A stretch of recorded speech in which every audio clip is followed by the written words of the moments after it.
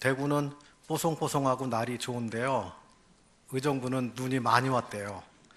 오늘 그래가지고 누구를 태우러 아침에 차를 눈이 많이 오니까 가야 되나 말아야 되나 뭐 그럴 정도로 그렇게 한 10cm 정도 이렇게 많이 왔나 봐요.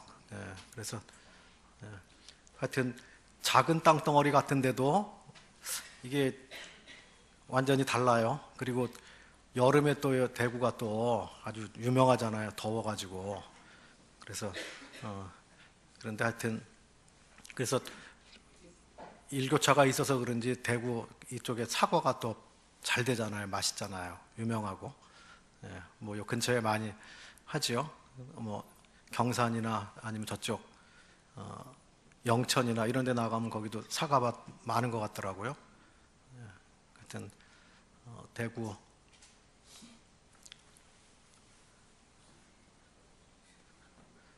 이 경상도 지역에 하여튼 그 복음이 그래도 일찍 뿌리 내리고 어쨌든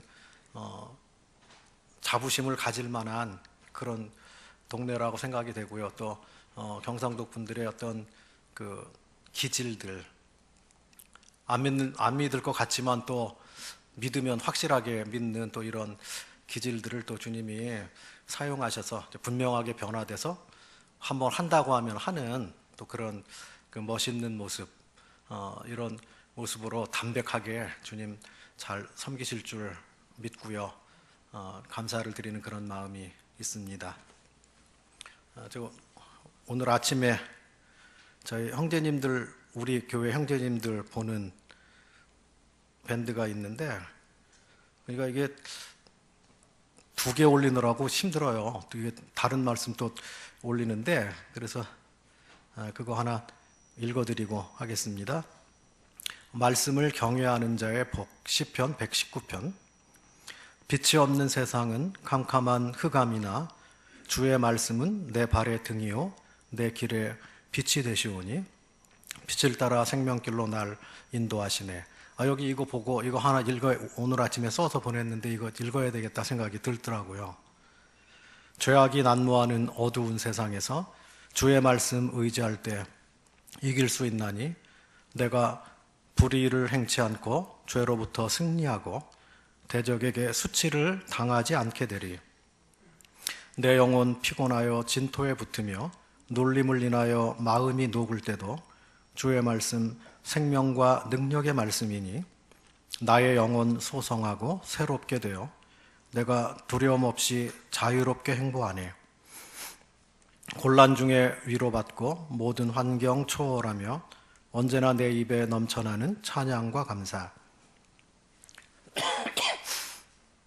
주의 말씀 나의 기업 마음의 기쁨 넘쳐오며 내게 있는 즐거움 금은 보아 부럽지 않네. 사람들의 모든 압박 벗어나게 되겠고 원수보다 노인보다 스승보다 지혜롭네. 큰 평안 얻고 장애물도 통과하고 나를 항상 도우시는 주의 손길 경험하네. 완전하신 말씀이니 전심으로 구하고 기도와 묵상으로 자세하게 구하겠네. 사랑하다 병나도록 주의 말씀 사모하며 기록된 말씀으로 신속하게 돌이키리. 주께서 말씀을 사랑하라 명하시고 말씀을 지킬 때 참 복이 주어지니 내가 주의 법을 죽도록 사랑하고 내가 그것을 종일 묵상하리이다.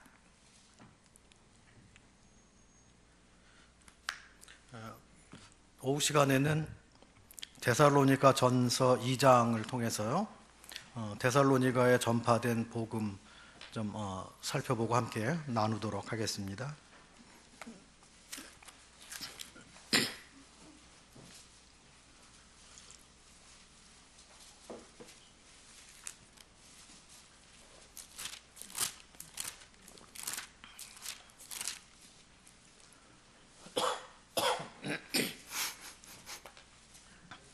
1절입니다. 형제들아 우리가 너희 가운데 들어감이 헛되지 않은 줄을 너희가 친히 아나니 너희 아는 바와 같이 우리가 먼저 빌립보에서 고난과 능욕을 당하였으나 우리 하나님을 힘입어 많은 싸움 중에 하나님의 복음을 너희에게 말하였노라. 여기 보면 이 복음이 먼저 고난 중에 전파됐다고 말씀하십니다. 많은 어려움과 반대와 박해 속에서 복음이 전파됐는데, 오늘날 우리가 박해를 받는 그 정도가 아니라 초대교회 때 이 복음에 대한 박해는 생명의 위협을 받는 적극적인 반대에 직면한 것을 보게 됩니다. 그래서 그 사도들이 오직 능력과 성령과 큰 확신 가운데서 하지 않으면 복음 사역을 끝마칠 수가 없었습니다. 그래서 저들이 하나님 말씀이 살아있고 운동력이 있어서, 그래서 이 살아있는 생명의 말씀을 전해야만 사람들이 구원받을 수 있는 것을 알고 사람을 살리는 다른 방법이 없는 것을 알았기 때문에 저들이 고난과 박해를 뚫고 복음을 전한 것을 알게 됩니다. 저들이 바울이 사실은 넓은 아시아 땅에서 복음을 전하려고 애썼는데 성령이 그곳으로 나아가는 길을 막고, 그리고 환상 가운데 마게도냐로 가도록 그렇게 해서 마게도냐 지경 첫 성인 빌립보에 먼저 들어가서 그곳에서 처음부터 그곳에 감옥에 갇히고 매를 맞고 죽을 고생을 하는 그런 고난을 받고, 그런 속에서 빌립보 감옥의 간수와 그 식구들이 구원받도록 해주시고, 빌립보 교회가 시작될 때 아마 그 가정이 든든한 역할을 했을 거로 여겨집니다. 그래서 복음을 반대하고 박해하는데도, 그런데도 나하고 별 관계가 없는, 혈육이 피를 함께 나눈 그런 형제 관계가 아니고, 민족이 다르고 언어가 생활 양식도 다르고 이것저것 다 다른데도 바울이 그 먼 데까지 생면부지의 사람들에게 하나님의 사랑을 나눠주기 위해서 그곳에 갔는데 무슨 일을 당할지 모르잖아요. 그래서 빌립보에서 벌써 고난을 받고, 그리고 데살로니가에 갔는데 거기도 굉장한 박해가 있었기 때문에 결국은 바울 일행이 그곳에 오래 머물지를 못하고 3주 동안만 복음을 전하고 부랴부랴 다른 곳으로 떠났습니다. 그런데 이 말씀이 능력이요 생명이기 때문에 그곳에 이 복음이 뿌려지니까 사람들 속에서 역사가 일어나서 데살로니가에서 복음을 들은 사람들이 변화가 일어난 이런 아름다운 모습을 보게 됩니다.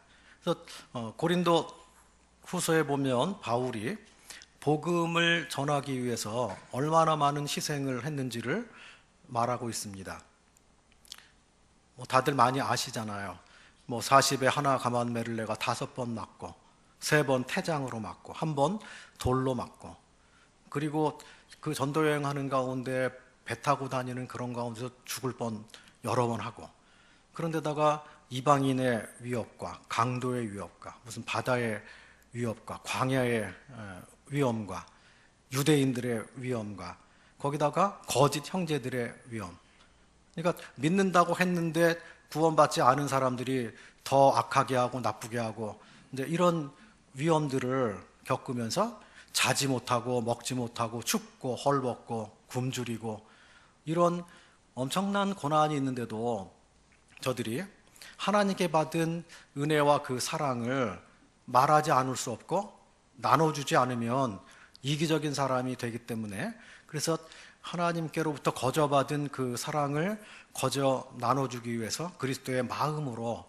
바울이 그곳에 나아간, 그래서 결국은 자기를 박해하는 사람들을 사랑하고 그들에게 복음을 전한 것은 원수까지 사랑하라고 한 그 주님의 말씀을 그들이 실천하는 가운데 복음을 전한 것이죠.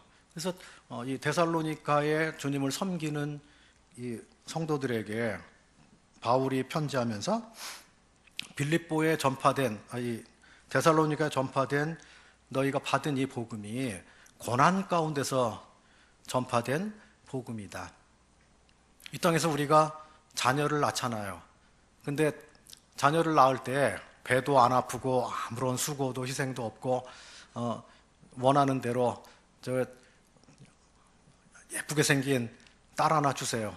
아주 늠름하고 씩씩하게 생긴 아들 하나 주세요. 그러면 하나님께서 어떤 형을 원하냐? 그러면 아이 뭐 키는 180에 뭐 얼굴은 뭐 둥글고 뭐 신체는 좋고 몸무게는 한 80kg 나가고 신체가 건강하고 막 그렇게 맞춤해가지고 하나님께서 알았어 그래가지고 그 천사 시켜가지고 얘따 받아라 그러고 아기 하나 데려다 주면 그렇게 애착을 가지고 키우겠어요? 우리 어머니들 배 아파서 낳고 고생해서 낳고 10달 동안 뱃속에 넣고 다니고 그리고 고생 하는 가운데 뭐 저희 자매도 애 낳을 때 보니까 별이 번쩍 했다 그러더라고요. 예? 잠깐 그 막 졸도하는 정도까지 그렇게 고통이 있었던 거잖아요. 그러니까 그 죽음을 거의 맛보는 어떤 약간 조금이라도 순간적으로라도 그런 고통 가운데 배 아파서 아이를 낳는데 또 닮았잖아요. 예? 아빠를 닮든지 엄마를 닮든지 반씩 합성해 놓던지 닮았기 때문에 그래서 하다가 살아가면서 아무것도 안 가르쳐 줬는데 아빠가 어렸을 때 하던 짓 똑같이 하고 막 아니면 엄마가 하던 짓 아무도 얘기 안 해줬는데도 닮아가지고 하고 보면 희한하다 어떻게 저렇게 닮았냐 그러면서 자기를 닮아서 나온 그 자식을 애지중지하고 정말 사랑하는 거잖아요. 만약에 이 사도 바울도 여기 편지를 쓸 때 빌립보 교회, 뭐 데살로니가 교회 여러 교회들의 편지를 쓰면서 그 성도들에 대한 진실한 사랑을 이곳에서 진짜 표현하는데 가서 복음 전할 때 그냥 다 모아놓고 한번 설교를 한번 다 했더니 한 번에 100명이 다 믿습니다. 그리고 뭐 한 번 이 동네 가서 했더니 500명이 한꺼번에 믿습니다. 그리고 그렇게 해서 교회가 된 게 아니라요. 수많은 사람들에게 복음을 전했는데 반대하고 핍박하고 돌 던지고 욕하고 가고 그런 사람이 더 많고 많이 복음을 들었는데 소수가 구원을 받은 거죠. 얼마나 귀하겠어요. 내가 감옥에 갇히고 매를 맞고 그런 가운데서 그 구원을 받았는데 얼마나 귀하고 훌륭하냐고요. 그러니까 자기가 배 아파서 낳은 그 아들을 어머니가 평생 잊지 않고 그를 위해서 기도하고 잘 되기를 바라고 그냥 자식을 위해서 희생하는 그런 삶을 살고 사랑하지 말라 그래도 사랑하잖아요. 아이 낳은 부모에게 사랑은 이런 거고 이렇게 하고 누가 가르쳐줘 가지고 사랑하나요? 그냥 하는 거예요. 사랑 자기 자식에게 아무도 안 가르쳐줘도 자기 자식을 귀하게 여기고 아까워하고 사랑하고 더 좋은 거 먹이려고 그러고 자기는 부모는 더 싼 옷 골라서 입고 자식에게는 기죽지 말라고 또 좋은 거 사서 입히고 먹을 걸 먹어도 그렇잖아요. 그러니까 잘 모르면 우리 아빠는 껍데기만 좋아해. 그리고 이제 뭐 생선도 먹으면서 우리 아빠는 머리하고 꼬리만 좋아해. 그리고 그 가운데 토막은 내가 끝까지 내가 먹어야지. 그러면 그건 철이 없는 거죠. 먹을 줄 몰라서 그런 게 아니라 좋은 거 자식에게 먼저 먹이고 싶어서 나는 됐다. 나는 머리를 좋아한단다. 그런 거지. 그게 본심은 아니잖아요. 다 그거 먹을 줄 알고 그러는데 일단 자식에게 좋은 거 먼저 먹이고 싶어서 그렇게 하는 거죠. 그러니까 이 부모님의 이 사랑이 누가 입력시키고 가르쳐주고 그렇게 해라 해서 되는 게 아니라 하나님이 넣어주신 그런 거잖아요. 본질적으로 사랑하는 거잖아요. 그러니까 하나님께서 사랑을 모르던 이기적인 우리들에게 주님이 오셔서 우리를 진짜 사랑이 무엇인지를 하나님께로부터 먼저 배우도록 해주시고 그 사랑을 본받아 살도록 하셨기 때문에 주님이 복음을 전하러 오셨을 때 얼마나 고난을 받으셨나요? 우리를 죄악으로부터 건져내서 심판에서 빼내시고 영원한 천국에 데리고 가시기 위해서 주님이 죄인이 겪으셔야 되는 그 고난과 침뱉음과 버려지는 것과 채찍에 맞는 것과 그리고 나중에는 그 죽음을 다 맛보시고 죽으신, 그리고 더 기가 막힌 것은 하나님께로부터 버림을 당하는, 그러니까 육체적인 고통보다 더 큰 고통이 주님의 마음이 얼마나 아프셨을까. 그러니까 무결점 의인께서 죄를 알지도 못하시고 죄를 지어본 일이 없으신 그분께서 인류의 모든 죄를 짊어지시고 하나님 앞에서 버림을 당하시고 징계를 받으시고 심판을 받으실 때 결국은 내가 있어야 할 그 자리에 예수님께서 나를 살리기 위해서 내 대신 고난을 받으셨을 때 그 사랑의 깊이와 넓이와 크기와 높이 그 모든 것들을 우리가 어떻게 다 측량할 수가 있을까요?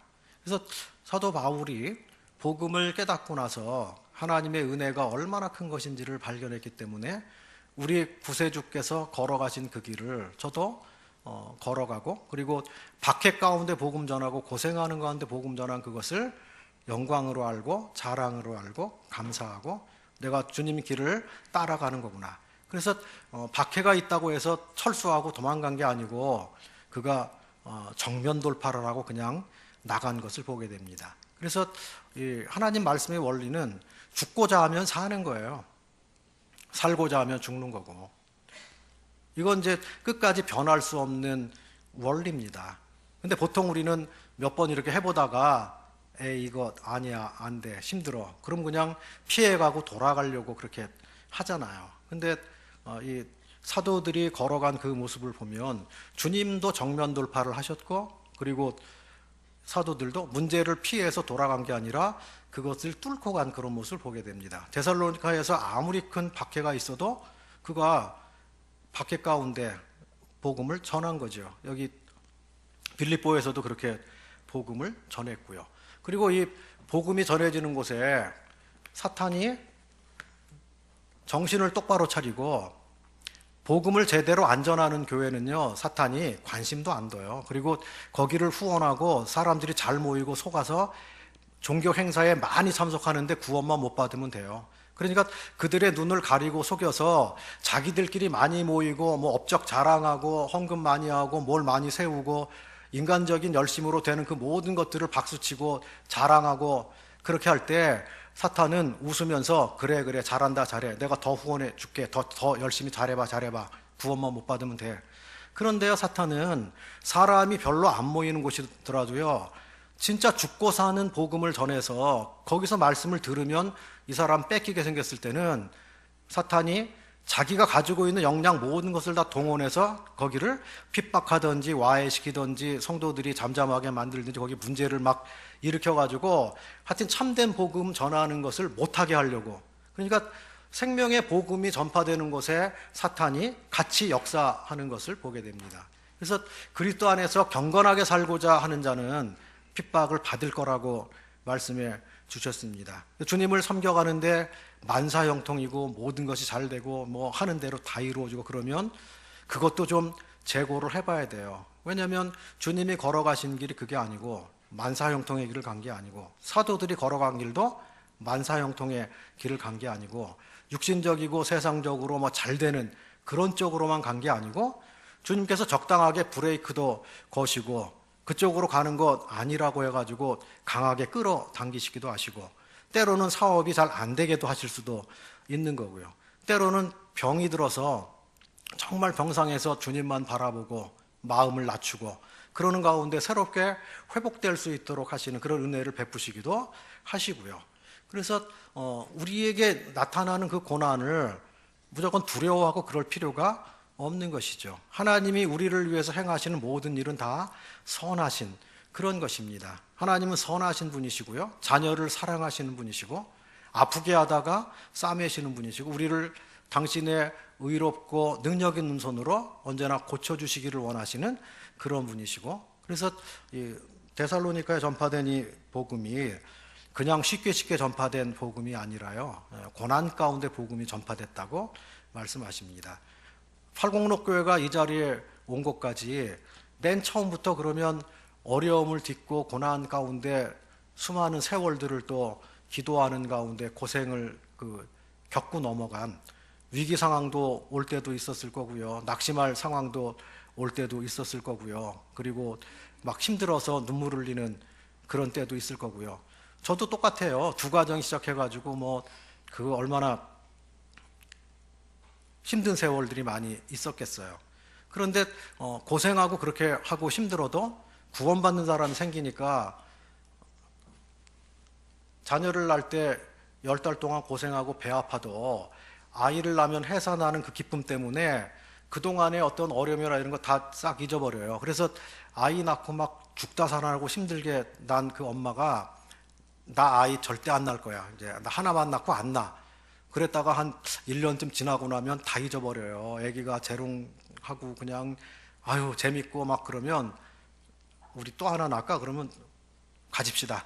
이렇게 돼서 아이 저기 날 때쯤 돼서는 막 아파가지고 고생하고 그러면서 절대 안 난다 그러다가 뭐 또 낳고 그래서 둘, 셋도 낳고 그렇게 하더라고요. 그래서 복음을 전해서 정말 구원받은 그 영혼이 생겨날 때 1년 동안 막 힘들고 그렇게 했어도요, 그 채증이 다 그냥 없어지고 감사하고 침례받는 날 그 잔칫날이 되고요. 한 영혼이 돌아온 그것을 보고 천하를 얻은 것보다 더 기쁩니다 하고 기도하고요. 주님이 보실 땐 정말 그렇지요. 한 영혼의 가치가 천하보다 귀하다고 했기 때문에 한 영혼의 가치를 소홀히 하는 그런 데는 소망이 없는 것이죠. 그래서 주님은 사실 한 사람을 원하시잖아요. 한 사람을 주님께서 잘 세워서 그를 통해서 위대한 일을 얼마든지 하실 수 있기 때문에 이곳에 계신 성령을 가지신 분들에게 무한한 능력이 잠재되어 있는 것이죠. 누구라도 주님 앞에 온전히 제가 굴복하고 주님께 나가서 제 자신 전부를 들여서 주님을 섬기겠습니다. 그러면 하나님께서 능력이 있으신 분이신데 얼마든지 그런 일들을 이루실 수가 있는 것이죠. 그래서 숫자가 적다 그래가지고 뭐 기죽을 것도 없는 거고요. 교파교회 몇십만 명 모이는 그런 데 비하면 우리는 뭐 아무것도 아니지. 그럴 필요도 없는 거고요. 주님이 계시는 곳이 진짜 교회인 거고요.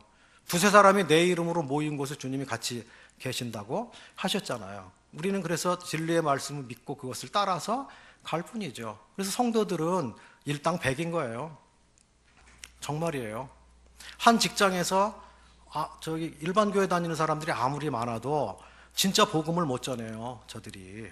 그런데 그곳에 한 명의 형제가 들어갔는데 그곳에 가서 복음을 막 전하고 바른 말을 막 하고 그러면요, 숫자가 많은 일반 그 교인들이 당해내질 못해요.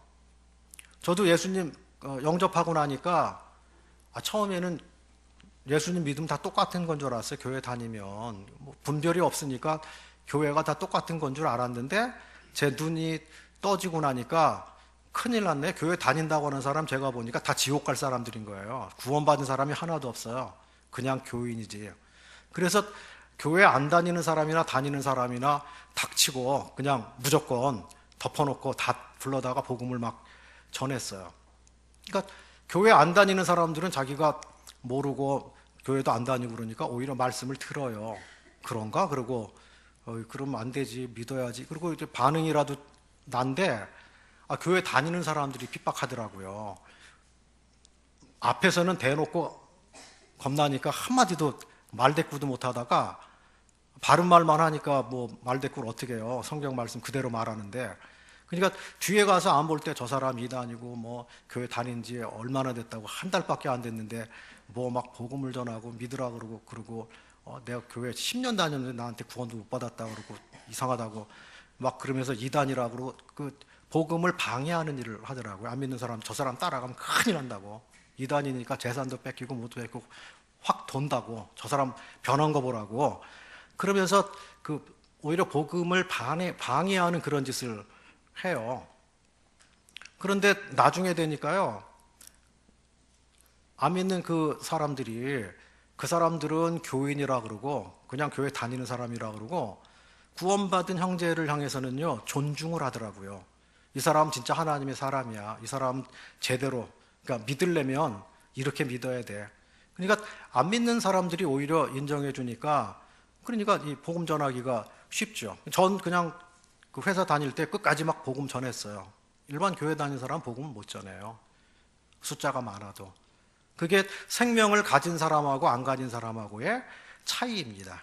눈이 떠지고 생명을 얻었고 분별력이 생겼고 주님 말씀을 성령께서 조명하시고 가르쳐 주시고 누가 안 가르쳐 줘도 내가 성경 읽으면 깨닫게 되잖아요.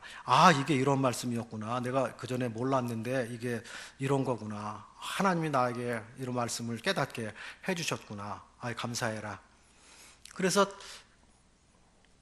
그래도 모임이 좋은 게 뭐냐면요, 그래도 강단이 개방돼 있다는 거예요. 일반 교회에서는 어림도 없는 거죠. 믿은 지 얼마 안 되는 사람이 나가서 복음 한번 전하고 싶다고 전할 수 있는 기회도 안 오죠. 아예 되지도 않죠. 그런데 제가 다녔던 그 모임은 강단이 개방이 돼 있었어요. 누구라도 하고 싶으면 하는, 지금은 그렇게 안 하겠습니다만 한 3, 40년 전 옛날에는 그렇게들 많이 했어요. 성령의 감동을 입고 정말 못 견디게 생겼으면 젊은 청년이라도 나가서 말씀을 전해도 아무도 뭐라고 안 그러는 게 하나님 말씀으로 받는. 그래서 구원받은 지 얼마 안 된 저도 막 한 달 동안 가슴에서 불방망이가 일어나서 내가 이 깨달은 이 말씀 말하고 싶은데 참고 또 참고 또 참고 그러다가 참을 수 없을 지경이 됐을 때 어쩔 수 없죠. 나가가지고 오늘은 제가 복음 한번 전하겠습니다. 그리고 복음도 전하고 그러면 생전 안 나가던 사람이 나가서 하니까 그냥 관심도가 200%죠. 조는 사람 하나도 없고 저 형제가 젊은 형제가 얼마 믿지도 않았는데 근데 뭔 말을 하나 그러고 다 눈 동그랗게 뜨고 쳐다보시고 그렇게 했는데 그리고 나서 말씀하고 내려오면 잘했다 그러고 또 형제님들이 먼저 믿은 분들이 잘못한 거 지적하고 왜 그렇게 하냐 이렇게 안 하시고 아이고 귀해라 우리 형제 얼마나 훌륭한지 몰라 말씀도 이렇게 열심히 보고 이렇게 나가서 말도 하고 그러니 이게 얼마나 훌륭한지 모른다 그러고 또 칭찬하고 그러니까 그게 진짜 잘해서 그런 줄 알았다니까요.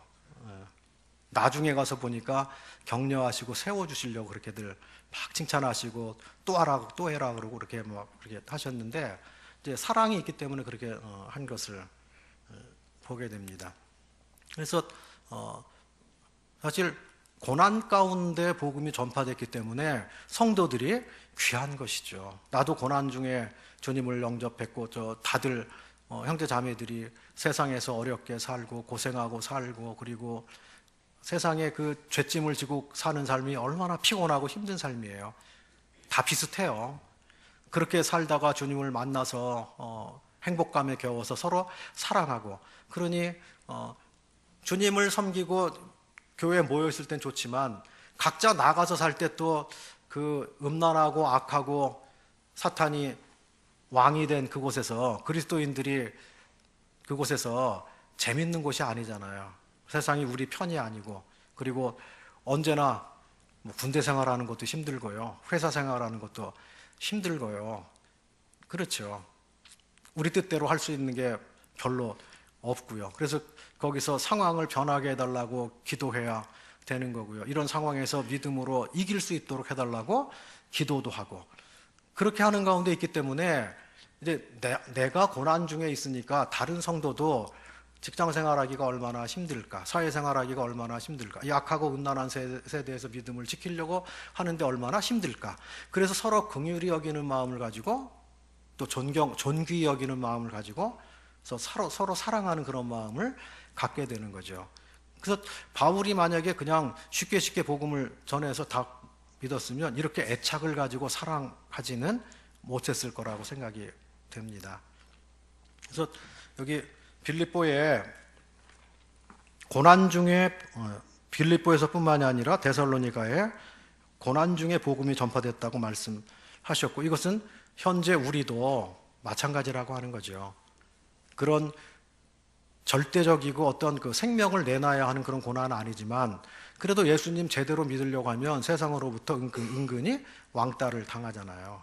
그래서 세상 친구나 세상의 이런 주된 세력 그런 세력이 우리를 밀어내려고 하고 압제하고 그래도요 그거 슬퍼하거나 낭망하거나 그럴 필요가 전혀 없습니다. 우리 주님 편에 있는 거고요. 그리고 주님이 원래 영문 밖의 길을 걸어가셨고요. 아웃사이더가 되셨어요. 그리고 영문 밖에 계신 주께서 믿는 우리들에게 나를 따라 영문 밖으로 와라. 이게 고난받는 길을 오라는 것이죠. 십자가를 지고 나를 따르라고 하는 것이죠. 죽음의 길을 가라고 하는 것이죠.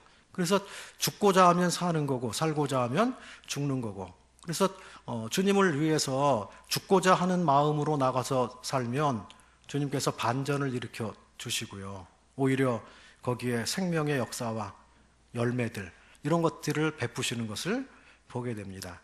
문제는 우리가 말씀은 아는데 믿음이 없어서 그것을 실천하지 못하기 때문에 우리가 이 주님께로부터 조금밖에 못 받고 사는 거죠.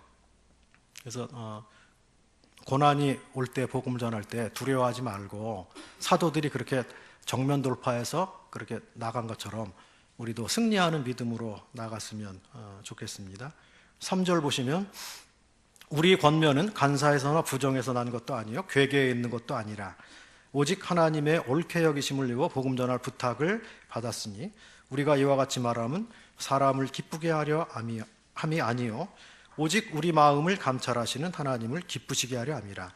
너희도 알거니와 우리가 아무 때에도 아첨의 말이나 탐심의 탈을 쓰지 아니한 것을 하나님이 증거하시느니라.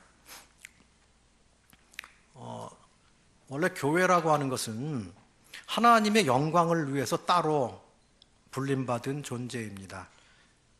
그런데 현대 교회들은 하나님에게 포커스를 맞추는 게 아니라 사람에게 맞추기 때문에 자꾸 하락되고 타락한 길로 가는 거예요. 사람을 얻기 위해서 방법을 제시하고, 그러니까 성경 말씀대로 하는 게 진짜 열매를 얻는 거고 그게 진짜 지름길인데 그 지름길을 놔두고 사람들이 구부러진 길을 가는 거예요. 자기 딴에는 지혜롭고 지식 있고 뭐 제일 좋은 것 같고 그렇게 하는데 복잡하게 뭘 많이 만들어 놓고 그렇게 하는데 사실은 하나님 말씀 있는 그대로 순종해서 섬겨드리는 게 제일 빠른 길. 그래서 여기 보면 이 복음이 진실하게 전파된 복음이라고 말씀하십니다. 동기에 있어서 순수하고 올바른 동기 가운데 전하는 것이죠. 복음 사역은 무슨 사업이 아니기 때문에 교회가 무슨 이익단체가 아니잖아요.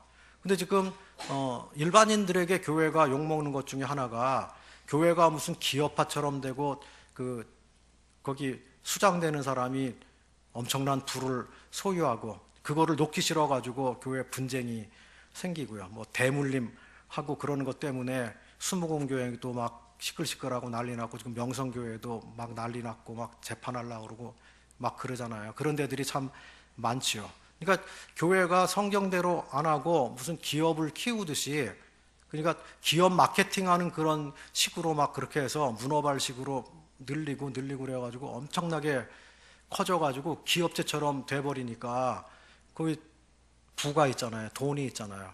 우리 주님이 걸어가신 모습하고는 전혀 다른 모습이죠. 그러니까 세상 사람들, 하나님 모르는 사람들도 그걸 지탄하고 욕하고 그렇게 되는 것이죠. 그래서 복음을 전한다고 하는 것은 우리가 무엇을 그들을 통해서 뭘 얻으려고, 뭘 빼내려고 하는 그런 게 아닌 거죠. 성도들을 무슨 이익의 재료로 삼으려고 하는 게 아니잖아요. 나의 사람을 섬기게 만드는 종으로 쓰려고 하는 게 아니라 그야말로 하나님을 섬기는 하나님의 종이 되도록 하는 거죠. 그러니까 복음을 제대로 알고 진리대로 섬기는 교회하고 그렇지 않은 교회는 완전히 가는 길이 다른 것입니다. 그래서 모임 안에서 섬기는 성도님들은 모임과 교파가 왜 다른지에 대해서 분명히 아셔야 되는 거죠. 그래서 사도 바울이 순수한 동기에서 했고요. 그래서 간사나 부정에서 난 것이 아니고 속임수에 있는 것도 아니고 사람을 기쁘게 하기 위해서 사람의 비위를 맞추는 그런 일을 하지 않고요.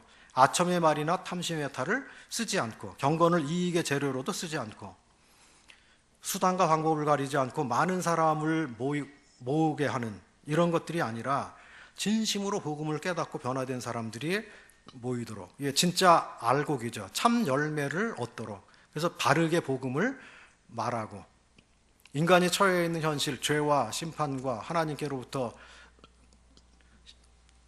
버림받고 그리고 죽은 다음에 멸망할 상태에 있는 소망이 아무것도 없는 그런 것들을 진실하게 이야기를 하고 그리고 참된 복음, 하나님께 대한 진짜 회개와 그리스도께 대한 믿음과 오직 은혜로 말미암는 구원에 대해서 주님이 우리에게 가르쳐 주신 그대로 사도 바울이 우리에게 복음을 전하고 성경에 말씀해 주신 그대로 우리도 따라서 하는 것이죠. 그래서 바울처럼 사역하고 바울처럼 복음을 전하면 구원 안 받을 수가 없는 거죠.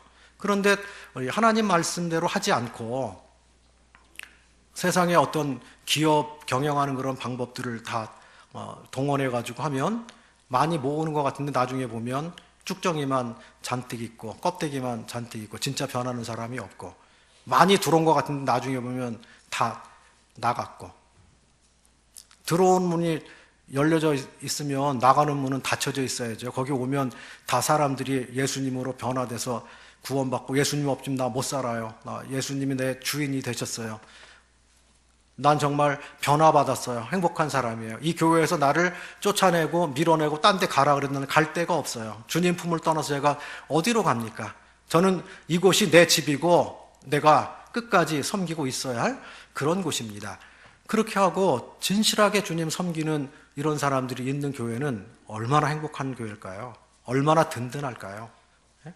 모임을 정말 사랑하는, 바른 말을 전하고, 그리고 사람을 그냥 좋게만 해주려고 마음이 없는 말로 립 서비스 많이 하고, 그건 좋은 게 아닌 거죠. 바르게 말하고 진실한 것을 말하고 복음을 액면 그대로 말하고, 거기다 물타기를 시도하지 않고, 사도들이 전한 복음은 액면 그대로 전한 복음이었어요. 바울이 전한 복음이나 베드로가 전한 복음이나 우리가 모르는 내용이 하나도 없잖아요. 예수님의 죽으심과 부활, 예수님이 우리의 구주요, 우리의 임금이 되셨다. 그리고 하나님께 대한 회개와 예수님께 대한 믿음, 그리고 인간의 의는 절대 쓸데없고, 육으로 난 것은 육일 뿐이고 영으로 난 것은 영이기 때문에 성령으로 거듭나야만 되는 분명한 것들, 예수님이 우리를 위해 죽었다가 다시 살아난 분명한 사실을, 예수님의 죽으심과 부활을 힘있게 줄기차게 복음을 말했고, 우리가 진실하게 하나님 말씀 말하면 우리의 지식과 능력과 지혜 때문에 구원받는 게 아니고 성령이 말씀을 들은 사람 속에 역사하셔야 깨닫게 되는 거죠. 생명은 우리가 줄 수가 없는 거잖아요. 우리는 복음을 전하는 거고, 빈 그릇을 모아오는 것은 사람이 할 일이고, 거기 기름을 채우는 것은 하나님이 하실 일이죠. 그래서 우리가 할 일은 복음을 전하는 거고요, 진실하게 전하는 거고, 고난이 오더라도 전하는 거고, 사실을 사실대로 전하는 것이고, 그렇게 하면 성령께서 역사하실 때 구원받게 되는 거죠. 그래서 너무 열매에 연연하면, 숫자를 불리려고 하다 보면 편법을 쓰게 되는 거죠. 포도나무가 가지가 뿌리에 붙어 있으면 열매 맺는 거지, 가지가 몸부림쳐가지고 열매 맺는 법이 있어요? 하나도 열매 못 맺어요. 그러니까 뿌리에 진득하게 붙어 있으면 열매가 맺혀지는 거죠. 그래서 모임에 꾸준히 붙어 있고요, 그리고 이곳에서 영의 양식을 받아 먹고요, 그리고 주님이 나를 진실하게 옳게 변화시켰으니까 주님을 따라서 계속 섬겨가게 될 때 나도 모르는 사이에 변화가 생기는 거고요, 그리고 그렇게 있을 때 나를 통해서도 하나님의 역사가 일어나서 하나님의 생명이 나를 통해서 전달돼서 내 주변에 있는 사람들에게 또 긍정적으로 그게 역사돼서 믿는 사람이 생겨나도록. 그래서 하나님의 교회가 부흥되는 게 자연적인 일이지, 막 사람들이 몸부림치고 하나님께 막 여기 구원받게 해달라고 떼를 쓰고 그렇게 해서 된다기보다는, 주님 잘 섬기면, 우리가 옳게 나가면 하나님이 영혼들도 보내시고 영혼들도 변화시켜주시고 교회가 안정되고 평안함 가운데 아름답게 섬길 수 있도록 해주신다고 믿습니다. 그래서 주님은 오병이의 기적을 통해서요, 수많은 사람들이 때로 몰려왔습니다. 예수님이 호수 저편으로 가셨는데 밤에 저기 호수를 건너오셨잖아요, 예수님이. 그리고 건너갔는데 사람들이 예수님을 찾으러 왔다가 저 반대편으로 갔다 그러니까 수소문해가지고 배를 타고 가기도 하고 호수를, 갈릴리 그 바다를 삥 둘러서 떼거리로 몰려왔습니다. 그때 예수님께서 뭐라고 말했냐면요, 너희가 나를 지금 찾아온 것은 말씀을 인해서 온 것이 아니라 떡을 먹고 배부른 까닭이다. 주님이 진실을 이야기하시고요. 유대인들의 가장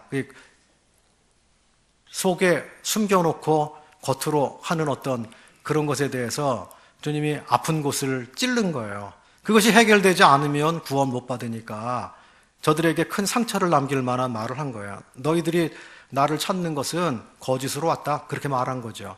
그랬더니 유대인들이 자기 마음에 찔림을 받고 다 떠나서 갔습니다. 몇 명 남았게요? 11명 남았잖아요.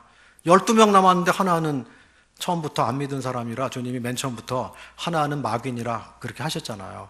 11명이 진짜인데, 그런데 주님께서 수천 명 온 사람들 아깝지 않았겠어요? 저 사람들 다 떠나가는데 11명을 잡을 건가, 저들을 잡을 건가. 근데 주님은 결코 그렇게 하지 않고 진리를 진리대로, 진실을 진실하게 이야기한 거예요. 그래서 11명한테 주님께서 너희도 가려느냐. 주님 얼마나 멋지신 분인지 몰라요. 갈 테면 다 가라, 그거 아니에요? 그런데 베드로가 주여 생명의 말씀이 당신께 있으니 우리가 주를 떠나 어디로 가리이까? 베드로의 고백을 듣고 주님이 매우 기뻐하셨어요. 그래, 내가 너의 12를 택하지 아니하였느냐. 근데 하나만 빼고.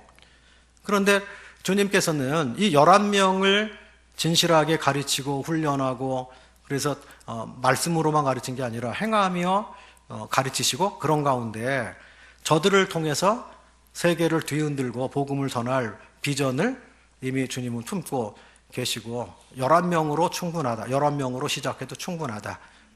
그들이 복음을 전하고, 또 복음을 전해드는 사람이 또 복음을 전하고, 이것은 생명은 생명을 낳을 수밖에 없기 때문에, 그래서 거듭난 사람은 위대한 사람들인 거예요. 주님의 일을 할 수 있는 사람들이잖아요. 제사장이 된 사람들이죠. 양쪽에 손을 얹어서 죄 있는 그 세상 사람들을 하나님께로 인도해 줄 수 있는, 올바른 길을 가르쳐 줄 수 있는 그런 사람들이에요. 그러니까 하나님께로부터 엄청난 특권을 받은 것이죠. 복음을 천사에게 맡긴 게 아니고 저와 여러분에게 맡긴 거잖아요. 천사들에게 맡겼으면 얼마나 일이 빠르고 쉽겠어요. 천사가 실수하는 거 있겠어요? 말씀 전하다가 말고 잊어먹어가지고 삼천포로 빠져서 어디 말씀 받죠? 그러다가 또 참 그랬죠? 그러고 뭐 와서 하고, 그리고 다 전하고 나서 이걸 말했어야 되는데 왜 까먹었을까? 이런 바보.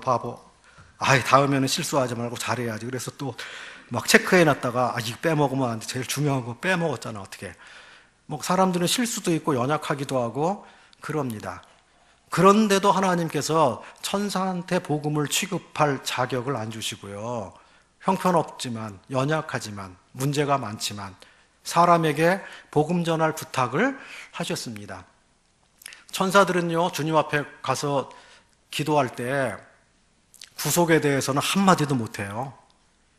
창조나 영광이나 그것만 말해야죠. 지금도 계시고 예전에도 계시고 시방도 계시고 영원히 계신 하나님, 우리를 만드시고 창조하시고 붙들고 계시는 이 하나님께 존귀와 영광을 돌려드립니다. 세세토록 주님 영광 받으십시오. 그렇게만 기도할 수 있어요.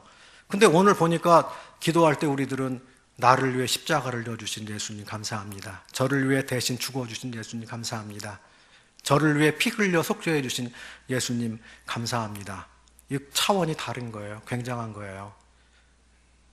주님은 천사들을 붙들어주러 온 게 아니라 사람을 붙들어주러 오셨고요. 천사들을 구원해주러 온 게 아니고 죄에 빠진 인생을 구원해주러 오셨기 때문에, 그래서 복음은 구원받은 우리만 할 수 있는 거예요. 그래서 구원 못 받은 사람이 복음 전하면 지식으로 전하기 때문에 그럴듯한 것 같은데 생명도 없고 능력도 없으니까, 그러니까 그 사람한테 배워가지고 제대로 열매가 나타나지 않고요. 복음 전하는 거 들어봐도 방송국에서도 그래요. 어느 날은 믿은 것 같아. 구원 받은 것 같은데 이 사람? 근데 그 다음 시간에 들어오면 행위를 말하고 여전히 뭐 율법을 말하고 그래요. 그러면 그럼 그렇지. 이 사람 구원도 못 받았어.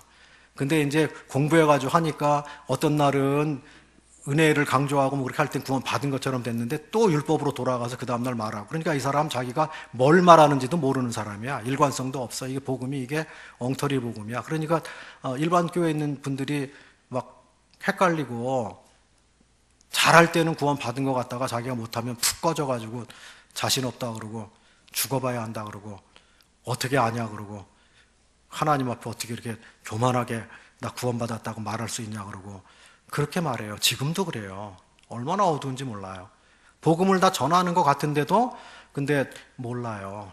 그래서 교회 수십 년 다닌 사람도 저희 교회 오면 재미가 없잖아요. 다니기가 싫고. 거기서는 장로고 권사고 그런데 여기 오면 인정도 안 해주니까 처음부터 다시 시작하고 구원 먼저 받으라고 그러니까 자기보다 훨씬 형편없는 것 같고 사는 것도 뭐 그런 것 같고 나이도 어린 것 같고 직업이나 뭘 봐도 훨씬 어린 것 같은데도 그런데도 자기를 안 믿은 사람으로 취급해 주니까 막 기분 나빠하고 그런 걸 봅니다. 근데 그걸 깨달은 사람은 자기가 진짜 죄인이고 구원받은 걸 깨달은 사람은 복이 있는 사람이죠. 구원받고 나서 기뻐하고 놀랍게 변화되는 내가 모르고 섬겼어요. 교회가 이런 데인 줄 몰랐어요. 복음을 안다고 했는데 진짜 몰랐어요. 나중에 이제 그렇게 고백하는 이런 분들을 만나보게 됩니다. 그래서 우리는 하나님 말씀 있는 그대로 더할 것도 없고 뺄 것도 없고 성경에 있는 그대로 계속 말하고 믿고 사람들에게 복음을 전할 때도 그렇게 말하면 됩니다. 성경 말씀을 똑바로 말하면 나머지는 하나님이 책임지시는 거죠. 하나님 책임 안 지시는 분이 아닌 거예요. 부모님이 자녀를 놔놓고 책임 안 지시는 부모님 있나요? 진리의 말씀으로 우리를 하나님 낳으셨는데 우리를 그냥 책임 안 지시고 내버려 두는 그런 분이 아닙니다. 그래서 하나님 말씀 믿고 우리가 계속 옳은 말을 계속하는 복음을 제대로 계속 전하는 그렇게 했으면 좋겠습니다. 6절부터 12절 읽어보겠습니다. 우리가 그리스도의 사도로 능히 존중할 터이나 그러나 너희에게든지 다른 이에게든지 사람에겐 영광을 구치 아니하고 오직 우리가 너희 가운데서 유순한 자 되어 유모가 자기 자녀를 기름과 같이 하였으니 우리가 이같이 너희를 사모하여 하나님의 복음으로만 아니라 우리 목숨까지 너희에게 주기를 즐겨함은 너희가 우리의 사랑하는 자 됨이니라. 형제들아 우리 수고와 애쓴 것을 너희가 기억하리니 너희 아무에게도 누를 끼치지 아니하려고 밤낮으로 일하면서 너에게 하나님의 복음을 전파하였노라. 우리가 너희 믿는 자들을 향하여 어떻게 거룩하고 옳고 흠없이 행한 것에 대하여 너희가 증인이요 하나님도 그러하시도다. 너희도 아는 바와 같이 우리가 너희 각 사람에게 아비가 자기 자녀에게 하듯 권면하고 위로하고 경계하노니 이는 너희를 부르사 자기 나라와 영광에 이르게 하시는 하나님께 합당히 행하게 하려 함이니라. 데살로니카에 전파된 복음은 말로만 전파된 복음이 아니라 행함과 진실함으로 전파된 복음입니다. 사랑으로 전파된 복음입니다. 사도 바울이 말만 하고 그리스도의 사랑을 나타낸 게 아니라 그곳 사람들을 진심으로 사랑하고 섬겼던 모습을 보게 됩니다. 부모가 자기 자녀를 불쌍히 여기고 사랑하잖아요. 사랑은 헌신, 희생하는 거잖아요. 사랑의 다른 말은 희생이에요. 그래서 이 바울이 유모가 젖 먹는 아이를 기르는 것처럼 그렇게 세심하게 주의를 가지고 그들을 사랑하고 돌봤다고 말합니다. 만약에 어떤 어머니가 아이를 낳고요, 내가 10달 동안 너 뱃속에 넣고 다니고 나올 때 내가 별이 번쩍하고 죽을 뻔하고 낳는데 낳은 것만 해도 내가 힘들어. 그러니까 앞으로 네 인생 네가 살아봐. 그러면 살 수 있는 자녀가 있겠어요? 성인이 될 때까지 얼마나 많은 돌봄이 필요해요. 약대가 알을 낳아놓고 그냥 도망가는 것처럼 그렇게 안 하잖아요. 자녀를 낳고. 그러니까 복음을 전한 사람이 복음 전했으니까 너 구원받았으니까 잘 살아봐. 그리고 돌봐주지 않는 게 아니잖아요. 어린 아기를 돌보는 것처럼 영적으로 갓 태어난 그 사람에게 또 복음 전할 때 드렸던 공보다 더 시간이 더 걸릴 수도 있는 거죠. 돌봄과 또 양육, 가르치는 거, 본을 보이고 또 도와주고 함께하고 사랑을 지속적으로 베풀고 이런 것들이 수반되지 않으면 그게 제대로 열매가 맺혀지지 않을 수가 있는 거죠. 그래서 사도 바울이 복음을 전할 때 사실 목숨까지 주고자 하는 진실한 사랑으로 저들을 돌봤던 그런 것들을 보게 됩니다. 그래서 팔공로 교회 부흥되기 원하시죠? 그죠? 아직 조금 뭐 빈자리 있는데 막 꽉 차가지고 여기는 공간이 많아가지고 의자를 좀 더 놓으면 되겠네요. 뒤에도 한 줄 더 놓고 앞에도 두 줄 더 놓고 그러면 아직 여유가 있는데, 근데 이것도 꽉 차면은 옆에 저기다가 그냥 더 크게 지으시면 되잖아요. 그렇게 해서 성도가 많이 늘어나가지고 여기 좁아가지고 못 살겠다 그래가지고 교회를 또 크게 예배당을 더 지으면 그건 아주 행복한 그런 일이죠. 그래서 전 세계에 있는 모든 교회가요 다 이렇게 부흥을 갈망합니다. 근데 부흥이 잘 안 되잖아요. 말처럼 안 됩니다. 어렵죠. 그래서 기도할 때 우리 교회 부흥되게 해주십시오 하고 막 새벽에도 울부짖고 밤에도 울부짖고 그러면요, 그게 하나님이 뭐라고 말하는 거냐면요, 사람을 하나님께서 보내주시면 제가 그 사람의 종이 돼서 섬기겠습니다. 그걸 말하는 거예요.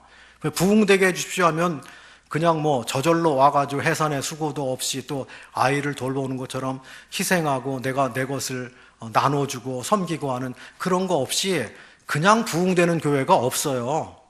세상에서는 세상의 일은 그럴 수도 있는데, 예? 한 번에 일약 스타가 되고 자고 일어났더니 요새 인터넷이 발달해가지고 뭐가 작품이 하나 떠가지고 일어났더니 갑자기 유명 인사 되고 뭐 벼락부자 되기도 하고 세상에서는 간혹 그런 게 일어나기도 합니다. 그런데요, 이 복음은 그렇게 일어나는 게 아닌 겁니다. 복음은 갈 길을 거쳐야 되는 거잖아요. 해산하는 수고 없이 어떻게 생명이 나오나요? 그리고 그 생명이 온전하게 자라려면 그 영혼을 위해서 기도하고 또 도와주고 섬기고 하는 그런 과정들이 없이 그냥 건너뛰어가지고 낳아놓기만 하면 저절로 장성해서 돈 벌어오고 자녀들이 그러나요? 얼마나 거기 돌봄이 또 들어가나요? 그래서 부흥되게 해주십시오 하는 것은 제가 그들을 섬기겠습니다, 그것입니다. 아비가일 아시죠? 다윗이 환난 받을 때 나발의 아내 되었던 자가 나발을 하나님이 쳐서 죽으니까 다윗이 그 현숙한 여인인 아비가일에게 정식으로 나의 아내가 되어주지 않겠소 하고 자기 사환들을 보내잖아요. 그럴 때 아비가일이 내가 한 열흘 기도해 볼게요, 안 그랬어요. 당장에 거기서 대답을 했는데 다윗이 보이지도 않죠. 다윗의 종들이 와서 이야기했는데 거기 무릎 꿇고 절을 올리고 그런 다음에 저는 내 주의 사환들의 발 씻길 종입니다. 자기 할 일을 정확하게 알았던 거예요.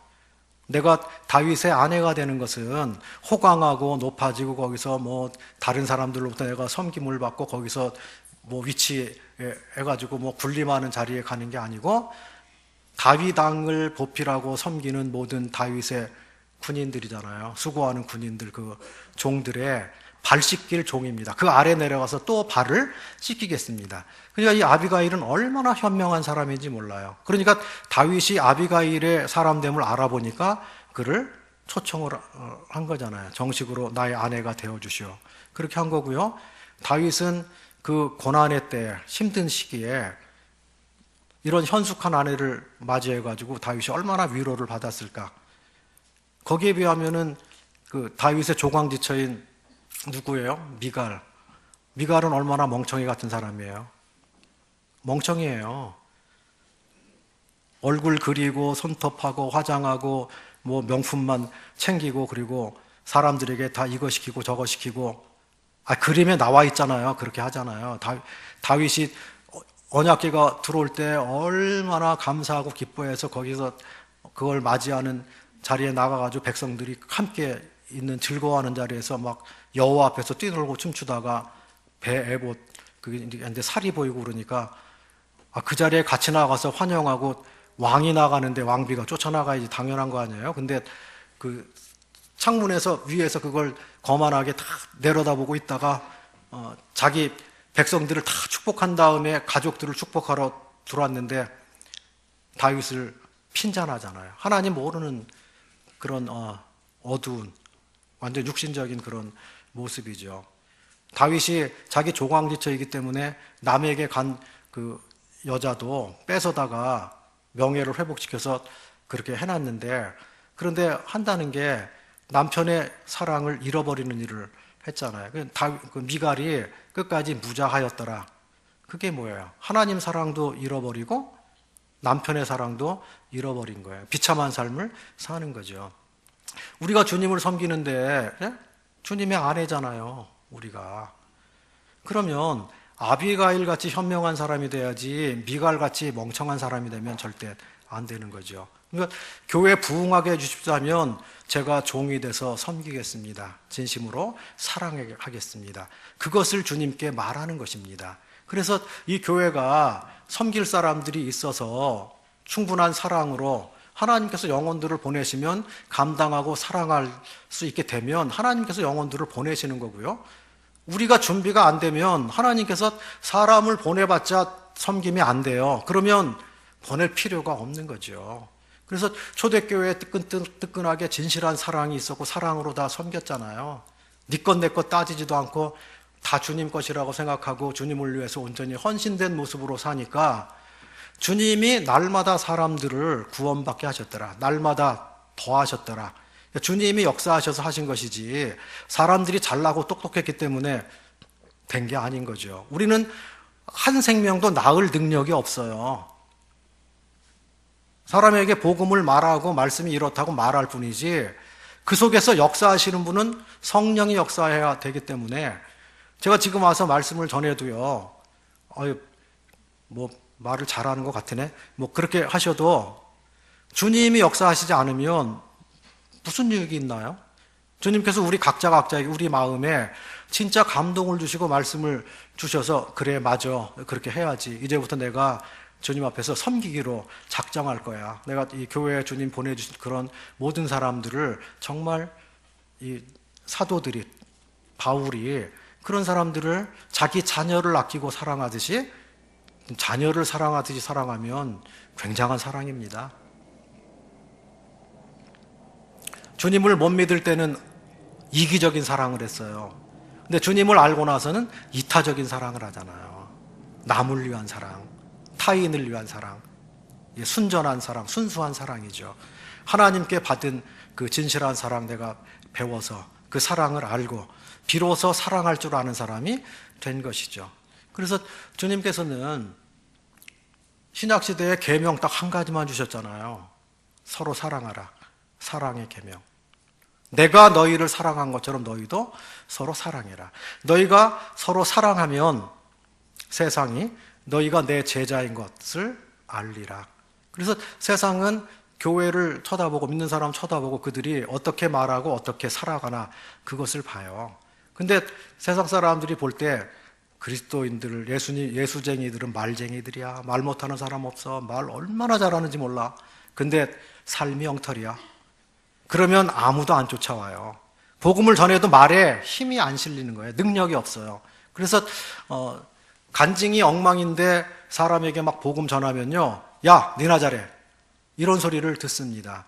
그런데 똑바로 행동하는 가운데 진실한 사랑을 가지고 사는 가운데 복음을 전하면요, 얘기가 먹혀들어요. 얘기를 듣습니다. 그래서 그들이 우리의 말보다도 우리의 행위를 주시하고 있다가 정말 일구이연하지 않고 진실한 사랑으로 변함없는 모습, 일관성 있는 모습으로 쭉 그렇게 가게 될 때 그들이 나중에 따라오게 되는 거죠. 그래서 이 교회에서도요, 열매 맺는 사람들 보면요, 말 많이 하고 사람들 만나가지고 활동적이고 복음 막 전하고 그러는 사람이 열매 맺는 것 같은데 진실한 사람이 열매 맺더라고요. 말수는 별로 없는데 그런데 말 잘 안 해요. 경상도 분들 말 안 해. 근데 진실하게 살고 진실하게 섬기니까 사람이 따라오더라니까요. 근데 자기 같은 사람만 데리고 와. 진국.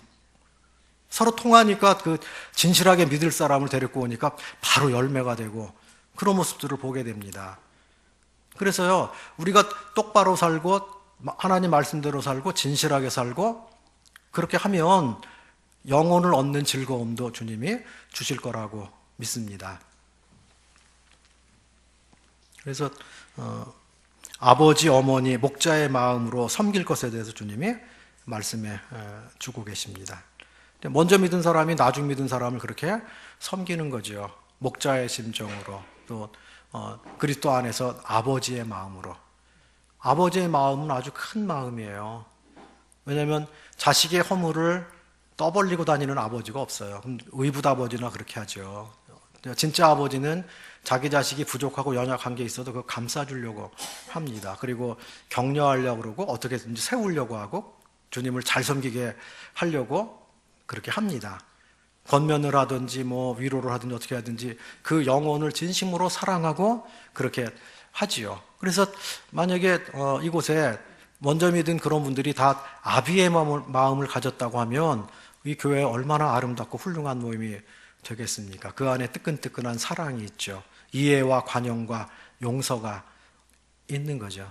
또 아비가 자식을 불쌍히 여긴다고 하는데 주님이 우리를 그렇게 긍휼한 마음으로 보시잖아요. 근데 우리가 아비의 마음을 가지면 긍휼히 여기는 마음을 갖게 됩니다. 긍휼히 여기는 마음을 가지면 거기서 이해관계 얽혀가지고 싸우고 네가 크냐 뭐 내가 크냐 하고 더 뺏으려고 하고 거기서 분쟁이 일어나고 이런 것을 안 하게 되죠. 왜냐하면 자기 자녀에게 하나라도 더 주기를 원하는 거지 자기 자녀한테 막 너 가진 것 좀 나한테 내놓으라 그러고 막 뺏으려고 하고 그런 아버지가 없죠. 아들이 잘 되기를 바라잖아요. 그래서 부모의 바람은 너는 나보다 조금 못난 사람이 되라. 그런 사람이 없어요. 너는 나보다 사회에 나가서 더 크게 되고 훌륭하게 되고 더 쓰임받는 사람이 되라. 하나님의 교회에서도 너 쓰임받는 그런 일꾼이 되라. 이렇게 말하죠. 그래서 여기 와서 제가 또 아주 우리 노광호 형제님이 진짜 목자의 마음 가지셨더라고요.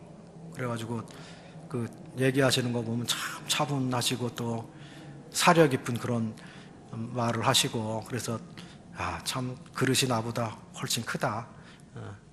저는 그냥 말만 하고 막 그렇게 하는데 깊이 생각하고 이렇게 하시고 후배들을 위해서 저기 많이 생각하고 그렇게 하는구나. 그래서 이게 목자죠. 그래서 목자가 있는 교회는 안정이 되고 교회가 됩니다. 근데 교회가 어려운 데들은 그 진짜 목자가 없게 될 때, 목자 은사가 부족하게 될 때 막 거기서 불협화음이 일어나고 어려움 겪는 그런 것들을 많이 봅니다.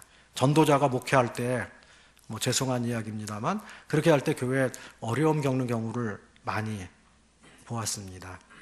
그래서 교회에는 목자가 있어야 되는데 하여튼 우리가 다 목자의 마음을 가졌으면 좋겠습니다. 19절 보시면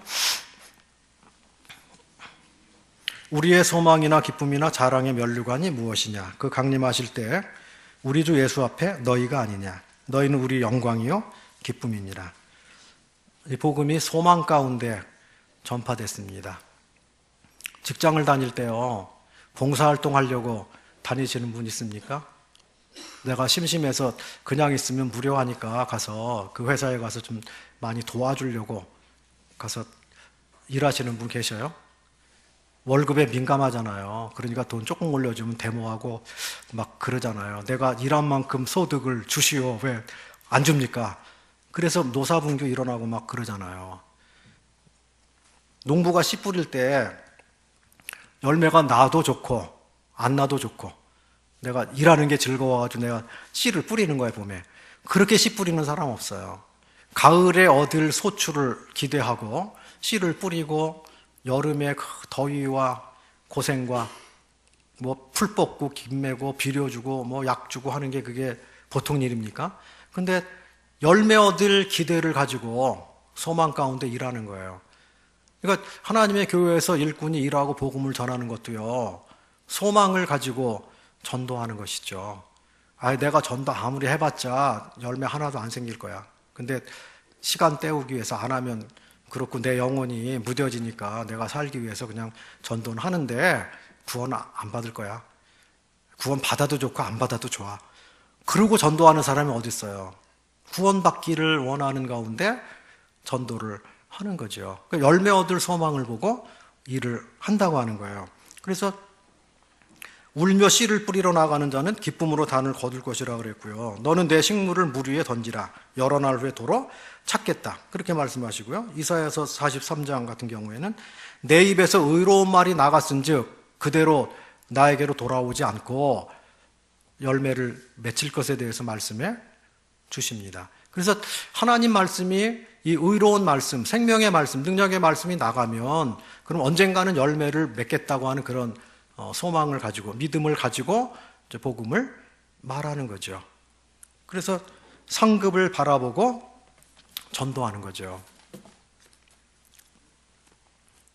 13절 보시겠습니다. 이러므로 우리가 하나님께 쉬지 않고 감사함은 너희가 우리에게 들은 바 하나님의 말씀 받을 때 사람의 말로 아니하고 하나님의 말씀으로 받음이니 진실로 그러하다. 이 말씀이 또한 너희 믿는 자 속에서 역사하느니라. 형제들아, 너희가 그리스도 예수 안에서 유대에 있는 하나님의 교회들을 본받은 자 되었으니 저희가 유대인들에게 고난을 받은 것 같이 너희도 너희 나라 사람들에게 동일한 것을 받았느니라. 유대인은 주 예수와 선지자들을 죽이고 우리를 쫓아내고 하나님을 기쁘시게 아니하고 모든 사람에게 대적이 되어 우리가 이방인에게 말하여 구원 얻게 함을 저희가 금하여 자기 죄를 항상 채우매 노하심이 끝까지 저희에게 임하였느니라. 복음은 사람을 변화시킵니다. 여기 데살로니가 사람들이 조상적부터 섬겨오는 우상을 섬기던 사람들이 그 우상을 버리고 돌아서서 사시고 참되신 하나님을 믿고 그리고 주께서 강림하실 거라고 하는 그 소망을 가지고 저들이 변화된 가운데 살았습니다. 유대인들이 복음을 전함으로 자기 동족들에게, 유대인들에게 핍박을 받은 것처럼 이 이방인인 데살로니가 사람들도 자기 동족들에게 복음을 전하다가 동족들로부터 민족의 배신자, 조상적부터 믿고 내려오던 이런 것들을 버리고 거기서 온 동방 종교를 믿고 그렇게 한다고? 그래서 왕따도 당하고 불이익도 당하고 공무원 자리 뺏기기도 하고 매를 맞기도 하고 그런 고난이 있는 가운데 저들이 복음을 전했는데 근데 사람들이 변했다고 하는 거예요. 예수님의 것으로 바뀐 겁니다. 예수님을 닮아가는 사람들로 바뀐 겁니다. 예수님을 사랑하는 사람들로 변화된 것이죠. 그래서 사람을 변화시키는 것은 진실한 복음이 그에게 들어가야 변화가 됩니다. 성령으로 거듭나야 그때부터 주님께서 그를 새로운 그릇으로 아름답게 빚어가는 일을 시작하시는 것이죠. 주 예수의 날까지 계속 될 것입니다. 예수님이 공중에 오시는 날까지 하나님께서 계속 이루어 가시겠죠. 세상 끝날까지 이루어 가십니다. 그래서 우리는 다 현재 진행형인 것이죠. 구원받은 지 오래됐다고 완성된 사람 있나요? 멍청이 같은 사람들이 완전 성화를 말하는 거죠. 육체를 가진 사람이 어떻게 땅에서 완전 성화가 이루어져요? 천국에 가서나 되는 거지. 주님 믿고 나면 삼척 동자도 알 것 같은 것을 가지고 복잡하게 만들어가지고 사람들을 헷갈리게 만들고 홀려가지고 예수님 제대로 믿어도 시원찮은데 이상하게 믿어가지고 사람을 이상하게 엉터리로 만들어 놓고 완전 성화가 되나요? 완전 성화가 이루어지면 하나님에게 말도 안 되는 그 이야기를 하는 겁니다. 몸의 구속까지 이루어지는 그때 가서야 이루어지는 거죠. 이 땅에서는 우리 속에 여전히 죄성이 있기 때문에 죄와 끝까지 싸우는 일을 안 할 수가 없는 것이죠. 그래서 그리스도 예수를 쳐다보지 않고 말씀 읽고 기도하는 것을 게을리하면 세상 없어도 누구라도 넘어지게 돼 있습니다. 게을리하니까 그런 거죠. 마음이 하나님께로부터 떠나 있을 때 사탄이 그런 사람 넘어뜨리기가 쉬운 거죠. 그래서 저희는 예수님을 처음 믿었던, 오래 믿었던 끝까지 주님을 바라보고 가는 것이죠. 표대를 향해서 어디까지 이르렀든지 계속해서 그리스도 예수의 날까지, 예수 그리스도의 형상을 닮을 때까지 계속해서 중단 없는 전진으로 계속 나가는 것이 믿음 생활인 것을 보게 됩니다. 조금 더 하려고 그랬더니 시간이 너무 많이 갔네요. 어떻게 할까요? 조금 더 할까요?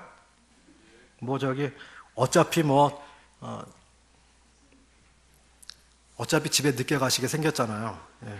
그래서 제가 뭐 10분 더 하나 20분 더 하나 더한 건 마찬가지고요. 그리고 저 형제님 저기 간략하게 깔끔하게 안 하고 그냥 말만 길게 한다고 어차피 뭐 그 소리 한 번 들으면 끝이죠. 저는 한 번 말하고 그냥 가면 잊혀지잖아요. 그러니까 그냥 뭐 이왕 내친 김에 좀 더 하겠습니다.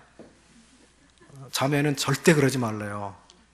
45분 50분만 하고 깔끔하게 하고 내려오지 왜 1시간 넘겨가지고 하냐 그러는데 근데 제가 설교 능력이 떨어지나 봐요. 얘기하다 보면 자꾸 욕심이 생겨서 더 하려고 그러니까. 이제 복음, 데살로니카에 전파된 복음에 대해서 이야기하니까 조금 마무리 쪽으로 좀 이야기하겠습니다. 그럼 우리가 왜 전도해야 되나요? 사도 바울이 거기 가서 목숨을 걸고 막 전도했잖아요. 전도는 하나님의 명령이에요. 그러니까 그리스도인이 해도 되고 안 해도 되고 그런 게 아닌 거예요. 군대에서 명령 떨어지면 그거 해도 되고 안 해도 되고 그런 거 아니잖아요. 우리는 십자가의 군병들인데 하나님께서 복음을 전하라고 명령을 내린 거예요. 이 세상 존재하는 때까지 우리가 이 땅에 살아있는 동안. 그거는요 60살 되면 뭐 퇴직하고 70살 되면 퇴직하고 그런 것도 없어요. 복음을 전하라고 하는 건 우리가 숨부터 있는 때까지 노인은 노인에게 전도하면 되는 거고 젊은이는 젊은이에게 전도하면 되는 거고요. 여자는 여자에게 전도하면 되잖아요. 가정주부는 옆에 이웃 가정주부에게 전도하면 되는 거고요. 학생은 학생들에게 전도하면 되는 거고요. 어디서든지 전도하는 그런 그것이 생활화되어 있으면 그 교회 부흥되게 돼 있습니다. 구도자를 데리고 오게 마련이죠. 그리고 구도자를 위해서 막 기도하게 되잖아요. 그럼 기도하는 곳에 거기가 문이 안 열리고 뜻이 안 세워지는 그럴 수는 없어요. 누구라도 깨어서 기도하고 있으면 그게 복음의 문이 어디를 통해서든지 하여튼 뚫고 들어가고 열리게 된다고 하는 거죠. 그래서 전도는 지상명령입니다. 예수께서 나와 일러 가라사대 내가 하늘과 땅의 모든 권세를 너에게 주었으니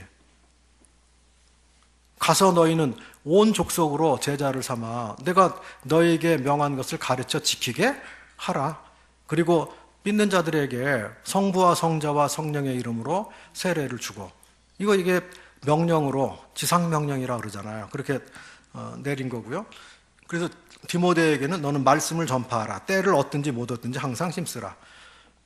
지금은 시기가 안 좋고 사람들이 복음에서 멀어져 있고 점점 더 멀어지겠죠. 점점점 어두워지고요.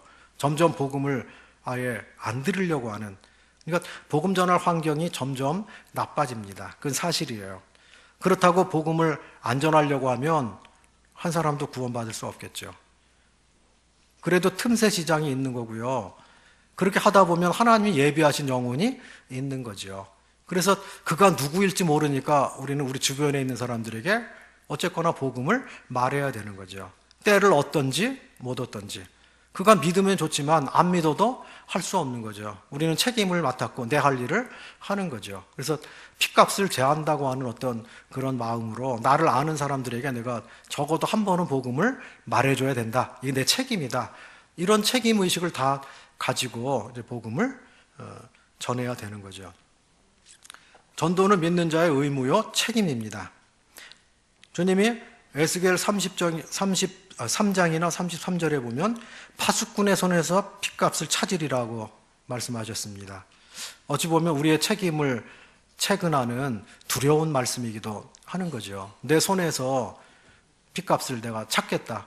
그러니까 복음을 내가 전했냐 안 전했냐 그걸 말하는 거죠. 몇 사람 구원시켰냐가 아니고 교회를 크게 이뤘냐가 아니고 복음을 전했냐 안 전했냐를 주님이 물으신다는 거죠. 복음 전하는 건 우리가 할 일이고 구원받게 하는 건 하나님이 하실 일이니까 그렇습니다. 그리고 로마서 1장 14절에는 복음의 빚진 자라고 말했고요. 고린도전서 9장 16절에는 내가 부득불 할 일이라고 말했고요. 고린도후서 5장 18절서부터는 그리스도의 사신이라고 말했고요. 하늘나라에서 파견해 놓은 이 땅에서 하는 목적이 하늘나라를 대변하기 위해서 있는 거예요. 그러니까 우리를 쳐다보고 예수님을 알 수 있어야 되는 거죠. 우리를 쳐다보고 하늘나라가 어떤지를 알 수 있어야 되는 거죠. 하늘나라 대변인이 돼서 하늘나라로 들어가는 관문이 복음을 깨달아야만 되는 거잖아요. 그래서 우리는 다른 건 몰라도 어쨌든 간에 복음을 말하는 거 우리의 책임이라고 하는 이런 의식이 있어야 되고요. 또 고린도후서 11장에는 거룩한 중매장이라고 말씀하십니다. 한 처녀를 진실한 신랑 되신 예수 그리스도께 중매하기 위해서 내가 중매하는 중에 있다. 바울이 그렇게 말했습니다. 복음을 전할 때 그 사람이 구원받으면 한 처녀를 예수 그리스도께 중매하는 거룩한 중매장이가 되는 거죠. 예수 그리스도를 소개하는 거잖아요. 그러니까 복음을 전할 때 뭐 교회를 전하고 뭐 우리 목사님을 전하고 목사님 프로필을 전하고 뭐 미국 가서 유학 받아가지고 뭐가 있고 뭐가 잘하고 능력 있고 교회가 얼마나 크고 프로그램이 얼마나 많고 우리 교회 좋으니까 우리 교회라고 교회를 자랑하고 교회를 선전하고 교회를 전하는 게 아니라 예수 그리스도를 전해야 구원받는 거죠. 예수 그리스도. 근데 제일 간편하고 제일 쉬운 건데 사람들이 그걸 잘 안 하잖아요. 어떤 사람들 자기 목사 자랑하느라고 그냥 정신이 없어요. 그래서 그 사람이 구원해 준대요? 그 사람이 십자가 졌어요? 바울이 자기를 전했어요? 자기를 따르라고 했어요? 그리스도를 믿고 그리스도 따르라고 했잖아요. 정신 차리세요. 눈이 그렇게 어두워져 있으니까 구원도 못 받고 헷갈리고 살지. 그렇게 말할 때도 있습니다. 너무 답답하니까. 아니 교회 20년 다녔다 그러면서 아직 그렇게 어느 교회예요? 교회에서 그렇게 가르쳐요? 복음도 안 말해주고 행위 먼저 가르치고 헌신, 봉사, 충성, 헌금만 내라 그러고 교회에서 제일 많이 들은 게 뭐예요? 헌금 많이 하라는 소리 제일 많이 들었대요. 그럼 하나님이 돈 없고 거지 같은 분이라 사람들 모아놓고 사람들이 다 돈 가져오는 그 도구로 보여가지고 맨날 돈만 내라고 하나님 말씀에 돈 내라는 소리만 많이 나와요? 하나님의 사랑이 더 많이 나오잖아요. 복음 전하라는 말 더 많이 나오잖아요. 근데 진짜 해야 될 건 안 하고 그렇게 하는데 그게 진짜 교회예요? 정신 차려야 돼요. 성경이 말하는, 그러니까 성경이 무엇을 말하느냐 정신 차려서 어떻게 복음에 대해서 어떻게 말하는지 교회에 대해서 어떻게 말하는지 우리가 섬기는 것에 대해서 어떻게 말하는지 그거 똑바로 알고 섬겨가야 상급도 있고 나중에 보람도 있고 그런 것이지 당신 실컷 고생하고 나중에 상급 아무것도 없어요. 지옥 가면 어쩔래요 그 손실을. 얼마나 답답하면 교회 다닌다는 사람에게 그렇게까지 이야기할까요? 그래서 우리야말로 정말 거룩한 중매장이가 됐습니다. 그리고 전도는 최고의 이웃 사랑입니다. 배고픈 자에게 물고기를 주면 매일 줘야 되잖아요. 그런데 물고기 잡는 법을 가르쳐주면 돼요. 그가 잡아먹으면 되니까. 그러니까 예수 그리스도를 그에게 소개해서 그가 예수님을 똑바로 알고 믿으면 그 다음부터 그가 예수님께 기도하고 예수님 의지하고 따라가니까 그 삶에 대해서 조금만 돌봐주면 되는 거예요. 그런데 그를 그냥 평생 먹을 걸 갖다 주면 그거 얼마나 힘든 일이겠어요. 그래서 복음을 전해주는 게 최고의 사랑인 것을 알게 됩니다. 그리고 전도는 상급입니다. 다니엘서 12장 3절에는 많은 사람을 옳은 대로 돌아오게 한 자는 하늘의 별같이 빛날 거라고 말씀했습니다. 니네가 구원받을 때 요나를 쓰셨죠. 고넬료가 구원받을 때 베드로를 쓰셨습니다. 빌립보 감옥의 간수가 구원받을 때 바울과 실라를 쓰셨죠. 이디오피아 내시는 빌립을 쓰셨고요. 성경에 이런 거를 다 사례를 얘기하려면 시간이 얼마나 많이 들겠습니까? 그런데 지금 이 세대의 사람들은 여러분과 저에게 지금 구원받은 사람들에게 달려있어요. 우리가 입을 닫으면 복음을 못 듣죠. 구원을 받지 못합니다. 근데 우리가 입을 열어서 복음을 전해야 한 영혼이라도 건져낼 수 있게 되는 겁니다. 그래서 천사도 흠모하는 그 일, 부득불 할 일을 마땅히 해야 되겠죠. 할 수 없어서 억지로 하는 게 아니라 즐겁고 기쁨으로 주님의 기쁨에 동참하기 위해서 즐겨 헌신해서 복음에 참여하게 될 때 내가 직접 말하든지 직접 말 못하면 잘 사겨놨다가 복음 은사 있는 사람하고 이렇게 연결해주면 되잖아요. 뭐 책자를 늘 주기도 하고 또 가끔 선을 베풀기도 하고 그렇게 하면서 마음을 잘 이렇게 사놨다가 그래서 어느 날 정해놓고 복음 잘 전하는 분하고 이렇게 만나가지고 이렇게 복음 교제할 수 있도록 그렇게 연결해주면 큰 일을 하는 거죠. 그렇게 해서 영혼들을 인도해 와서 구원받는 일들이 많이 생겨나잖아요. 그래서 골로새서에는 그러므로 전도하자 했는데 전도할 문을 열어달라고 기도하라고 나옵니다. 그리스도의 비밀을 말할 수 있도록, 또 이 교회에서 복음 은사 있는 사람들이 복음을 전할 때 잘 사람들이 알아듣고 깨달아서 믿을 수 있도록 해달라고 좀 도와주고 기도하는, 그게 또 필요합니다. 그리고 세월을 아끼라고 말씀해 주셨습니다. 세상 사람들을 사랑하되 어느 정도 선을 두고 사랑하는 거죠. 복음을 위해서, 목적이 복음, 그리스도께 인도하기 위해서 사귀는 거죠. 그래서 그렇게 해서 복음을 전하는데 그 사람이 개, 돼지로 판명이 되면 거룩한 것을 또 진주를 개나 돼지에게 던지지 말라고도 말씀합니다. 그래서 세상 사람을 친구 삼아서 거기 깊게 빠져들면 우리가 손실을 입고 손해를 당하고 상처를 입고 그렇게 됩니다. 그래서 어느 정도 선을 두고 이렇게 하다가 이 사람 틀렸다 그러면 관계를 조용히 끊고 다른 사람에게 또 복음을 전해야 되죠. 그렇게 하다 보면요, 주님이 예비하신 영혼을 만나게 되죠. 그래서 그런 사람에게 복음을 전해서 영혼이 구원받는 거 보면 얼마나 큰 기쁨이 되는지 모릅니다. 감사가 되고 기쁨이 되고, 내가 상태가 안 좋다가도 복음을 전해서 누가 구원받는 것을 보면 막 그냥 천하를 얻은 것처럼 살아나는, 그래서 복음 전한 사람이 그 기쁨을 알기 때문에 전도자들은 계속 전도하려고 하는 그런 게 있어요. 복음 전하려고 계속 합니다. 그 맛을 알기 때문에. 그래서 또 하나는, 세 번째는 믿지 않는 자에게 항상 대답할 것을 예비하라고 말씀하십니다. 구도자가 질문하고 물어볼 때가 있잖아요. 그럴 때 우리 편에서 대답을 못 해주면 그것도 참 또 누추한 일이 되잖아요. 그래서 사람들이 예수님에 대해서 어떻게 구원받는지, 복음이 뭔지 이런 것들에 대해서 물어볼 때 우리 편에서 어쨌든 간에 잘 또 얘기를 해줘야 되기 때문에 우리 편에서 늘 복음을 어느 정도 이렇게 정립해 놓고, 사람들이 물어보면 내가 5분 메시지를 하면 내가 요거는 꼭 해서 얘기를 해줘야지. 그런 것들이 있으면 금방 불시에 구도자를 만날 때 주님이 미리 계시를 해주십니까? 너 가면은 다음 날 이러이러한 상태를 가진 이러이러한 사람 만날 테니까 내가 여기 요런 말씀을 준비해 놓고 있다가 말해라. 그게 아니잖아요.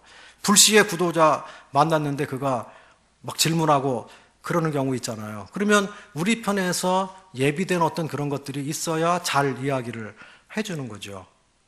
구슬이 서말이라도 꿰어야 보배가 되는 거잖아요. 그러니까 하나님 말씀 알고 있어도 그래도 듣는 사람에게 좀 제대로 일목요연하게 알아들을 수 있도록 우리 편에서 내 언어로 그에게 복음을 설명할 수 있게, 전도자처럼 그렇게 잘 못한다고 할지라도 적어도 내가 예수님을 왜 믿는 건지, 그리고 예수님을 왜 믿어야 되는 건지, 이런 것에 대해서 그들에게 분명하게 말해줄 수 있도록 우리 자신을 그 정도는 준비해 놓고 있어야 된다고 믿습니다.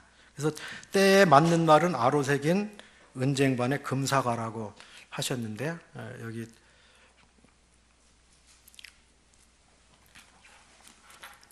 아마도 대구 이 팔공로 교회는 저희보다 훨씬 모든 면에 잘하시는 것 같아요. 구원받은 연수들도 더 오래되신 것 같고 성도님들이 어쨌든 수준이 있으신 것 같습니다. 근데 우리보다 더 잘하시는 분들에게 막 그렇게 이렇게 해라 저렇게 해라 했는데, 하여튼 간에 주님의 사랑으로 용납해 주시고요. 받을 것만 받으시고요. 그리고 그렇게 실천하시면 틀림없이 이 교회 주님이 축복해 주실 것으로 믿습니다. 그래서 저희나 이 대구나 부흥이 일어나고 주님 앞에 영광을 돌려드리고 감사하고, 그러면 우리의 영혼이 또 얼마나 파릇파릇하게 기뻐하는 가운데 이 마지막 시대를 살지만 낙심하지 아니하고 다시 오실 주님을 기다리고 힘있게 주님 섬기다가 주님이 이리로 와라 그럴 때 감사하게 주님 앞에 가게 됐으면 하는 그런 바람이 있습니다. 이상입니다.